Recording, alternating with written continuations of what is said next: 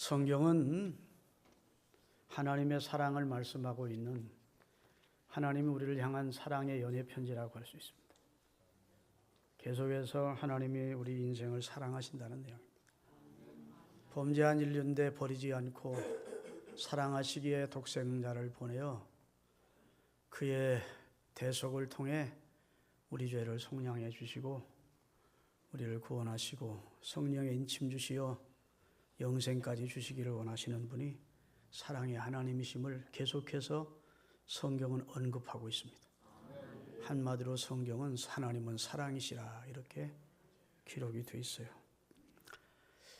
우리가 예수님을 주로 믿고 하나님의 자녀가 됐지만 아직도 우리 속에는 길들여지지 않는 야생마 같은 길들이 있습니다.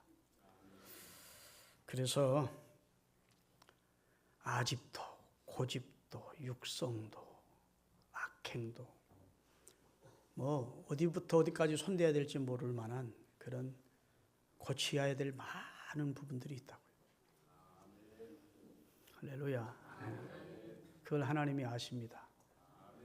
그래서 우리를 고치시면서 성화되도록 하기 위해서 하나님은 그리스도를 주로 믿는 자들에게 그의 영인 성령을 보내주시고 우리를 깨닫게도 하시고 고치게도 하시고 죄를 버리게도 하시고 회개케도 하시고 아름다운 삶으로 우리를 인도해 가시기를 원하셔서 우리를 돕는 보혜사인 그의 영을 보내주신 겁니다. 하나님은 우리를 품어주시는 사랑, 용서하시는 사랑, 돌봐주시는 사랑의 하나님이신데 특이한 것은 하나님은 우리를 징계하시는 사랑의 하나님입니다. 징계가 무슨 사랑이냐? 사랑하시기에 징계하십니다. 그릇된 자식을 징계하지 않는 부모가 있다면 좋은 부모라 할 수 없습니다. 자녀가 그릇될 때에는 자녀가 정말 훈육이 필요하고 회초리가 필요할 때다 싶으면 아파도 회초리를 대고 징계를 해야 좋은 부모입니다. 할렐루야. 사랑에는 역설적인 요소가 있어요. 사랑하기 때문에 야단을 치고 사랑하기 때문에 회초리를 드는 경우가 있습니다. 내 자식이 잘못할 때에는 분개하고 화를 내고 채찍질도 드는데 남의 자식 잘못했으면 별 관심 없습니다. 왜냐하면 내가 내 자식을 사랑하기 때문에. 여러분, 사랑의 반대말은 증오나 미움이 아닙니다. 사랑의 반대말은 무관심이래요. 관심이 전혀 없으면 그 사람을 사랑하지 않는다는 증거입니다. 여러분 자식에게 관심이 없습니까? 안 지나서나 자나깨나 자식에게 관심이 있죠. 그 이유는 무엇입니까? 자식을 사랑하기 때문에. 할렐루야. 자식이 참으로 폐륜적인 짓을 저지르고 그릇대는데도 하나 책망도 안 하고 징계하고 싶은 마음도 없습니까? 좋은 부모가 아니에요. 오늘 본문은 하나님은 우리를 징계하신대. 만약 그리스도인 되었는데 하나님의 아들, 딸 되었는데 잘못 사는데도 징계가 없다면, 하나님의 징계라고 느껴지는 채찍이 없다면 나는 하나님의 사생자지 참아들, 친아들이 아니래요. 나는 예수 믿고 교회 나왔는데 내가 아무리 잘못해도 나는 징계가 없어. 나는 아무것도 없어. 그런 사람이 혹 있다면 의심해 봐야 합니다. 여러분 정말 구원받았는지. 구원받은 주의 자녀라면 하나님이 사인을 보내는 거예요. 징계의 사인을. 그릇된 길을 갈 때. 할렐루야. 그래서 온전한 11조 생활을 않는다든지 주일 성수를 않는다든지 말씀에 순종을 하느냐면 그에 상응하는 그날 어떻게 해서 정말 그걸 떼먹었어. 그러면 하나님 그 이상의 손실을 보면서 깨닫게 하죠. 하나님의 징계구나. 아멘. 하나님이 나를 교육시키시는구나. 나를 교정시키시는구나. 깨우쳐 주는 거예요. 그러니까 다른 곳으로 자꾸 빠져나가는 거야. 법정으로 빠져나가고 병원으로 약국으로 빠져나가고 그냥 사기당에 빠져나가고 다 그런 거예요. 그 징계라 하나님의 사인이라니까요. 아멘. 그래서 이 목회를 하다 보면 목사님 나는 잘못한 번만 보면도 하나님이 그냥 즉각 징계를 하시는 것 같아요. 그래. 그럼 사랑받고 있다는 증거야. 하나님의 관심의 대상이라는 증거입니다. 할렐루야. 성경은 하나님은 사랑이시라고 계속해서 일관되게 말씀하고 있는데, 그런데 그 사랑의 하나님이 그의 백성된 이스라엘에게 진노하신 경우가 많습니다. 하나님이 진노하신 건 이방인이나 이방 나라가 아니었어요. 선택받은 하나님의 백성이 하나님의 백성답게 살지 못할 때 하나님의 진노가 불같았고 하나님의 징계가 따라왔습니다. 믿으십니까? 징계의 원뜻은 따라합시다. 잘못을 바로잡아 선한 방향으로 인도하기 위한 채찍, 그게 이제 징계입니다. 징계. 선한 의도를 가지고 징계하는 거예요. 징계는 하나님의 자녀들이 성도답게 성숙해지도록 도우시는 하나님의 영적 훈련법입니다. 하나님의 백성을 훈련시키는 방법 가운데 하나가 징계예요. 징계. 그래서 성경에 나오는 징계라는 단어의 뜻은 따라합시다. 아들 만들기. 하나님의 아들, 그 자녀를 만들기 위한 과정 가운데 한 코스입니다. 징계와 형벌은 같지 않습니다. 형벌에는 사랑이 담겨 있지 않습니다. 징계는 사랑이 담겨 있습니다. 형벌은 응징이에요. 응징, 심판, 저주. 하나님은 하나님의 백성을 절대로 심판하지 않습니다. 저주하지 않습니다. 끝내는 파멸을 시키지 않습니다. 그래서 성경에 보면 예수님이 우리 대신 저주를 담당하셨고 심판도 담당하셨대요. 믿으십니까? 내 말을 듣고 나 보내신 이를 믿는 자는 영생을 얻었고 심판에 이르지 아니하나니 그랬어요. 왜 심판에 이르지 않습니까? 이미 예수님이 우리 대신 심판을 받아주셨기 때문에. 그래서 그리스도인에게는, 하나님의 자녀에게는 하나님이 끝내시는 응징이나 저주나 심판은 없어요. 잘못할 때 하나님이 징계의 채찍이 있습니다. 징계는 교정을 위한, 파이데이아라는 말인데 원래로 헬라어로 그것은 교정을 위한 하나의 선한 뜻을 가진 채찍입니다. 교정을 위해서, 바로 잡아주기 위해서 하나님이 하나님의 백성을 징계하시는 경우가 있다고요. 아멘. 그래서 우리가 성도가 어려움이나 징계를 만나면 전도서에 보니까 형통한 날에는 기뻐하고 곤고한 날에는 지난 날을 생각해 보래요.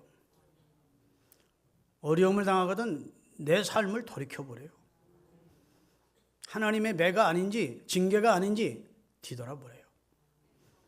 아멘. 이유 없는 고난이라, 하나님이 일정 기간 그의 신앙의 성숙을 위해서 연단을 주시는 예도 있지만 대부분은 징계일 경우가 많습니다. 뒤돌아보고 회개할 것을 회개하고 바로 서면 하나님이 은혜를 주시는 것이죠. 다윗도 하나님 앞에 징계를 받았습니다. 시편 51편 9절에서 12절까지 띄겠습니다. 그러니까 다윗이 하나님께 매를 맞을 때 신앙의 옷깃을 여미고 하나님 하고 기도한 내용입니다. 주의 얼굴을 내 죄에서 돌이키시고 내 모든 죄악을 지워주소서. 하나님이여 내 속에 정한 마음을 창조하시고 내 안에 정직한 영을 새롭게 하소서. 나를 주의 앞에서 쫓아내지 마시며 주님의 성령을 내게서 거두지 마소서.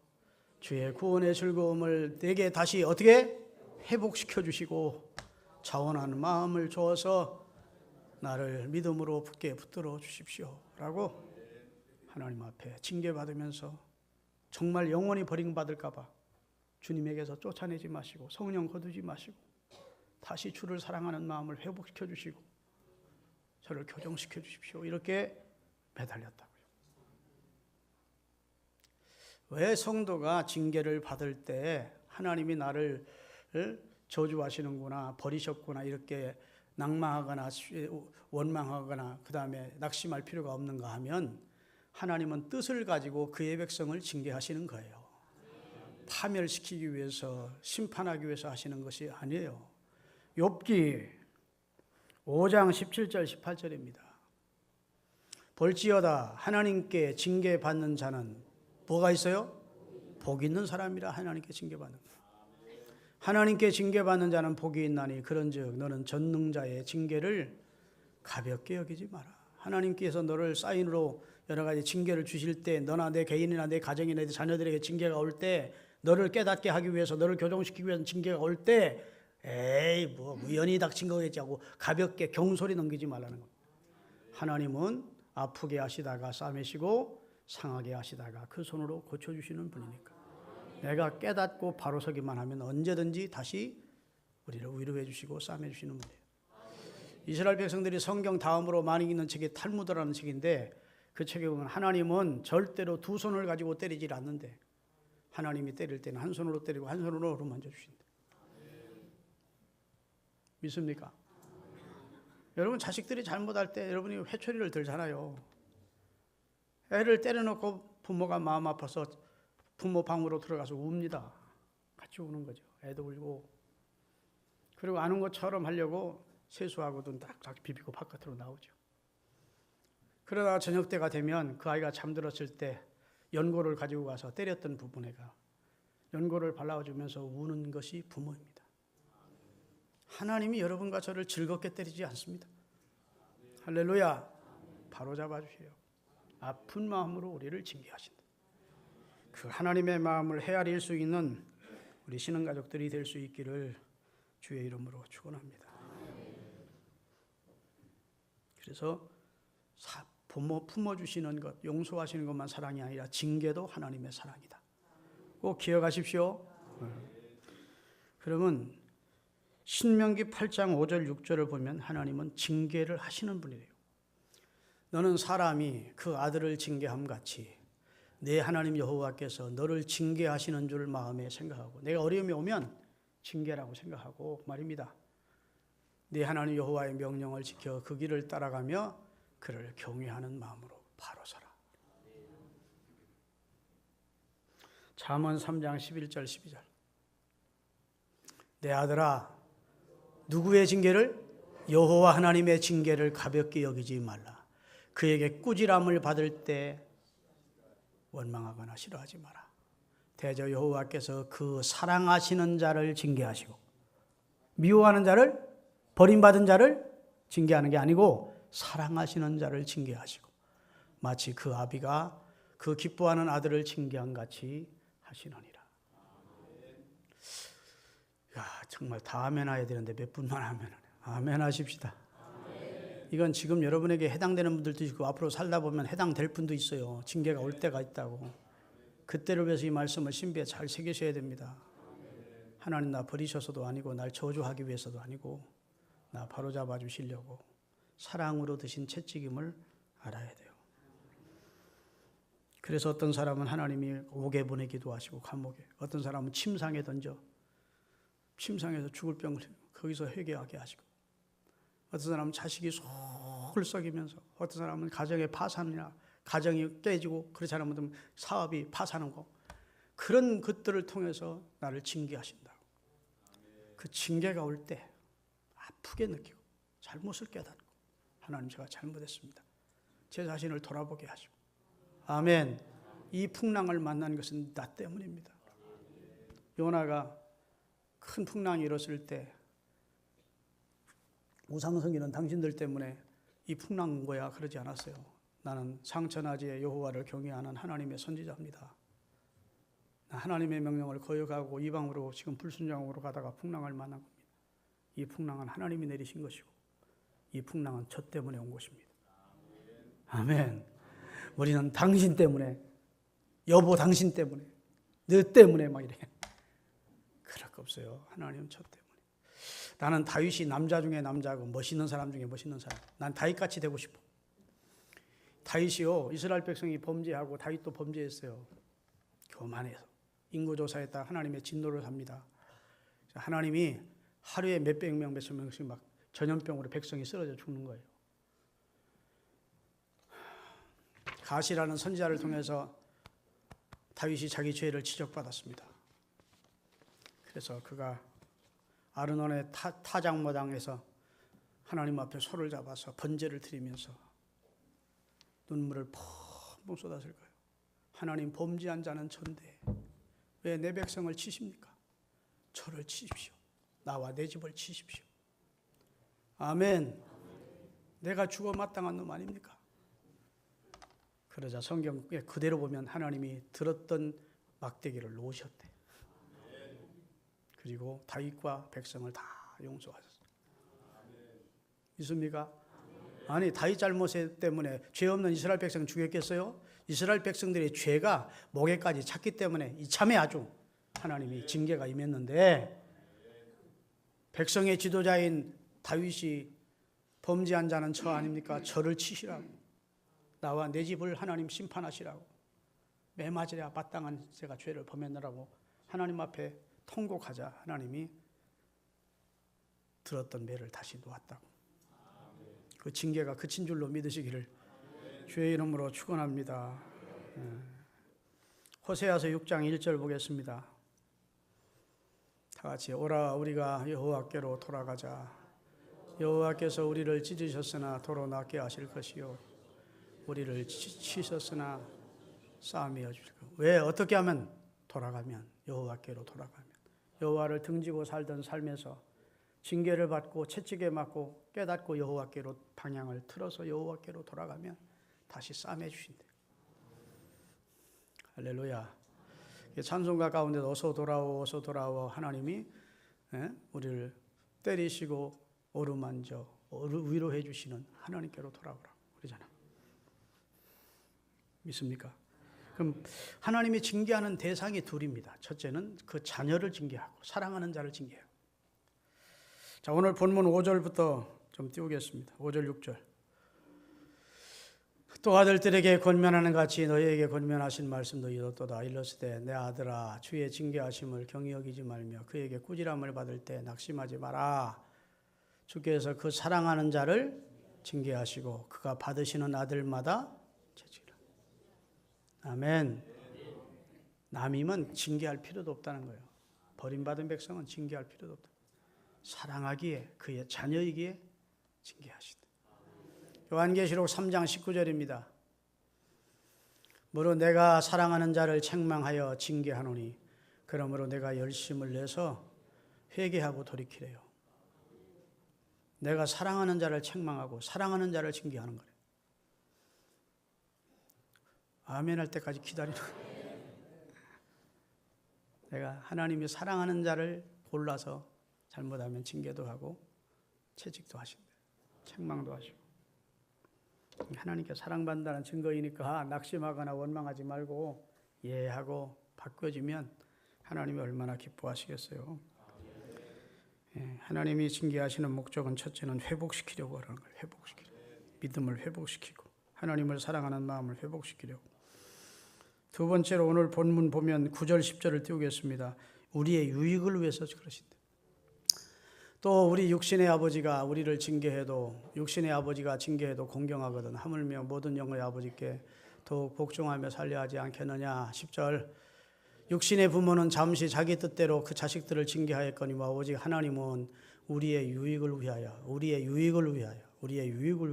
그 다음에 두 번째 그의 거룩하심에 참여시키려고 하나님의 나라에 우리가 참여할 수 있도록 하기 위해서 우리 유익을 위해서 그가 매를 드실 경우가 있다는 거예요. 할렐루야. 그래서 욥기 23장 10절에 보면 그가 나를 단련하신 후에 내가 정금처럼 나올 것이라. 그러나 내가 가는 길을 그가 아시나니 그가 나를 단련하신 후에 내가 순금같이 나올 것이다 라고 욥은 고백을 한 줄로 믿습니다. 그 다음에 우리로 하여금 열매 맺게 하기 위해서 그러신데요. 히브리서 12장 11절 같이 한번 읽겠습니다. 무릇 징계받을 당시에는 즐거워 보이지 않고 슬퍼 보이지만 후에 그로 말미암아 연단을 받은 자들은 의의 평강을 열매를. 우리 교회 성도들 가운데도 징계받고 연단받고 보석 같은 신앙으로 지금 쓴 사람들이 많습니다. 아마 그런 징계나 연단이 없었더라면 지금도 그런 신실하고 아름다운 신앙을 못 가졌을 분들이 많아요. 하나님은 징계를 통해서 혹은 연단을 통해서 자기 백성을 유익하게 하시고 그의 거룩하심에 참여하게 하시고 신앙의 아름다운 열매를 맺게 하시고자 하시는 귀한 섭리와 계획을 가지고 자기 백성을 징계하신다. 징계도 사랑입니다. 꼭 기억하시기를 예수 그리스도의 이름으로 축원합니다. 왜 우리를 궁극적으로 징계하시느냐? 고린도전서 11장 32절에 말씀했습니다. 다 같이 우리가 판단을 받는 것은 주께 징계를 받는 것이니 이는 우리로 세상과 함께 정죄받지 않게 하려고. 세상이 정죄받고 멸망을 당할 때 우리도 똑같이 징계가 받지 않으면 똑같이 정죄받고 멸망할까 봐 살아있을 동안에 우리를 징계한대요. 그래서 영원한 지옥의 형벌을 받지 않게 하려고 하나님이 자기 백성을 징계하십니다. 징계의 목적은 징계 주님을 경외하는 신앙을 바로 갖도록 망령된 길에서 돌이켜 하나님을 경외하는 참된 신앙의 사람이 되게 하기 위해서, 범죄하는 삶에서 돌이키게 하기 위해서, 복 주시기 위해서. 할렐루야.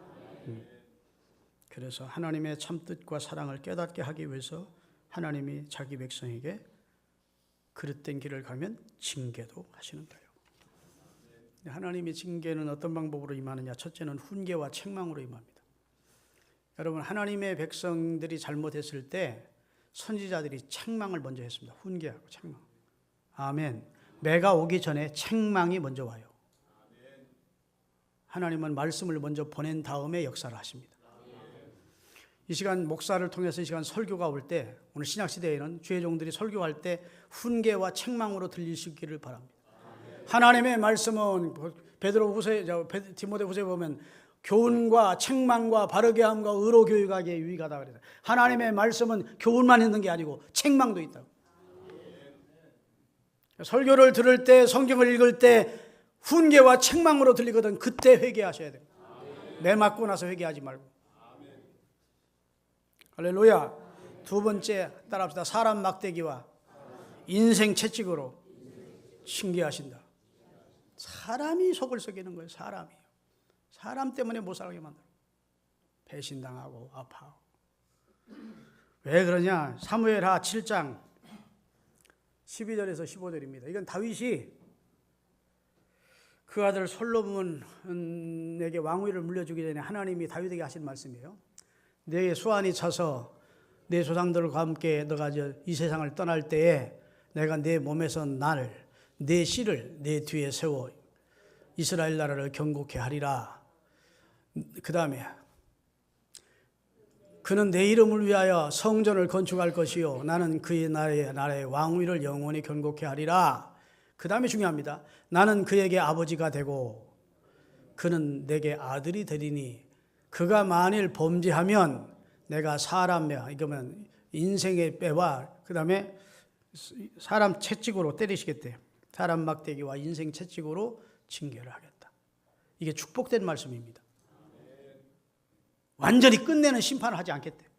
북왕국 이스라엘은 솔로몬 죽고 나서 나라가 둘로 깨어지면서 북왕국 이스라엘이 세워졌는데 거기는 범죄하면 하나님의 마음에 안 들면 왕들이 하나님이 그 나라를 다 끝내버리십니다. 다른 왕조가 서고 해요. 그렇지만 다윗이 후손들이 다스리는 나라는 왕조가 바뀝니까? 안 바뀝니까? 안 바뀌어요.